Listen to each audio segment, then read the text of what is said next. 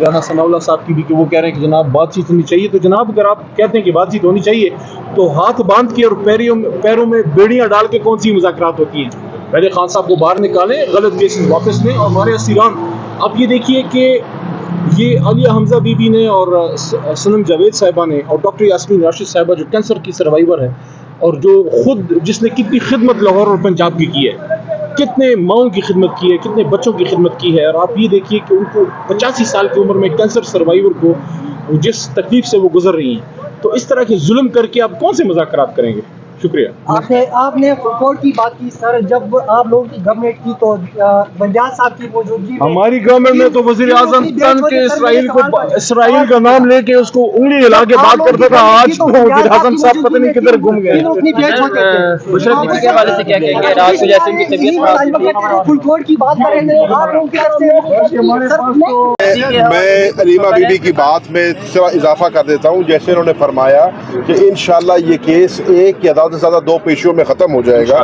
اس کی وجہ یہ ہے کہ آج دوسرا دن ہے, پروسیکیوشن اپنے دلائل دے رہی ہے, اور اس کیس میں رخنہ اندازی کرنے کے لیے, اس کیس کو لمبا کرنے کے لیے, اس کو گھسیٹنے کے لیے وہ اپنے آپ کو اس میں مزید الجھاتے جا رہے ہیں. جو آئین اور جو قانون کی شک وہ پڑھتے ہیں اس میں وہ خود پھنس جاتے ہیں, اور جج صاحبان مجبور ہو جاتے ہیں پوچھنے پہ.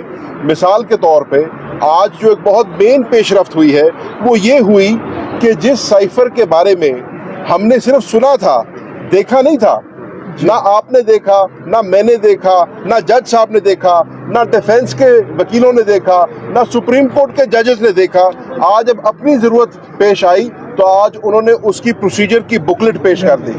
تو جج صاحبان نے اس پہ ایک بڑی کین آبزرویشن دی, اور جج صاحبان نے فرمایا کہ آپ لوگوں نے سزائے موت مانگی ہے ایک سابق وزیر اعظم پاکستان اور ایک سابق وزیر خارجہ پاکستان کی, ایک ایسے کیس میں جس کا جو مدعا ہے, جس کے اوپر کیس بنایا ہے, وہ کسی نے دیکھا ہی نہیں ہے. تو یہ کیسے ممکن ہے کہ آپ میکسیمم پینلٹی مانگ رہے ہیں ایک ایسی چیز میں جو ہماری آنکھوں کے آگے بھی نہیں آئی؟ اور ہم نے بھی مانگا, سپریم کورٹ کے ججز نے مانگا, آپ نے تب ہمیں نہ دیا. آج جب آپ کو ضرورت پڑی ہے تو وہ قدرتی طور پہ سامنے آ گئی ہے. تو آپ یہ دیکھ رہے ہیں کہ پروسیکیوشن کے پاس دینے کو دلائل کوئی نہیں ہے, وہ رخنہ اندازی کر رہے ہیں. انشاءاللہ یہ 1 یا 2 پیشیوں کے اندر ان کا سارا کیس جو ہے اس کی کلائی کھل جائے گی, اور یہ جس کو کہتے ہیں اپنے منہ کے بال آپ گریں گے. اور انشاءاللہ اس کیس میں باعزت طریقے سے عمران خان صاحب اور شاہ محمود قریشی صاحب رہا ہوں انشاءاللہ.